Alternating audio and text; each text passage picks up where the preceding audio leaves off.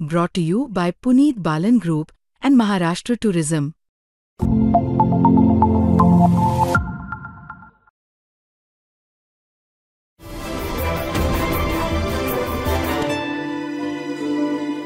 दादांशी ती मधल्या काळामध्ये चर्चा वगैरे चालू झाल्या होत्या. आता सगळे पॅचअप होते असं वाटता परत ब्रेकअप झालं. नेमकं पॅचअप होत होतं का काय नेमकं झालं काय? हे तुमच्याकडून आम्ही ऐकतोय. आमच्याकडून नाही, आम्ही तुमच्याकडून ऐकलो होतो. माझी भूमिका मांडतोय ना. तुम्ही आमची भूमिका विचारण्यापेक्षा दादांना विचारा तुमचं पॅचअप होणार होतं त्याचं काय झालं मग. पण तुमच्याकडून काय नव्हतं. नाही, आमच्याकडून असं आहे काय बघा, मग त्यांचं एकतर्फी होतं काय. कार्यकर्त्यांच्या भावना काय काय वेगळ्या असतात, प्रतिनिधीच्या भावना वेगळ्या असतात. काही लोकांना वाटतं की आपल्याला सत्तेमध्ये गेलं पाहिजे, काम केलं पाहिजे. पण पवार साहेबांचं ओळख ज्यांना आहे, मला वाटतं की त्यांना सर्वांना माहिती आहे की पवार साहेब काय निर्णय घेतील काय नाही.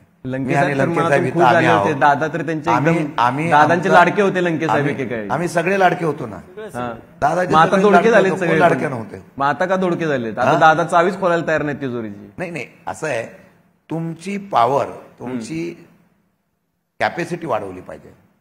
तुमच्या संघटनेचं कोण गांभीर्याने घेत नसेल, विरोधक घेत नसेल, सत्तेमधले कोण घेत नसेल, तुमची कॅपॅसिटी वाढवली पाहिजे. पक्ष तुमचा जेव्हा मोठं होईल तेव्हा त्याची दखल सगळे घेतात. मला वाटतं की पवार साहेबांचा आमचा हाच उद्देश आहे आम्हाला, की तुम्ही पहिले पार्टी मजबूत करायची आणि पार्टी सत्तेत 2029 साठी कशी आणायची यासाठी काम करा. पॅचअपचा प्रयत्न झाला नव्हता अजिबात. सध्या असा विषय कुठेही नव्हता, नाही.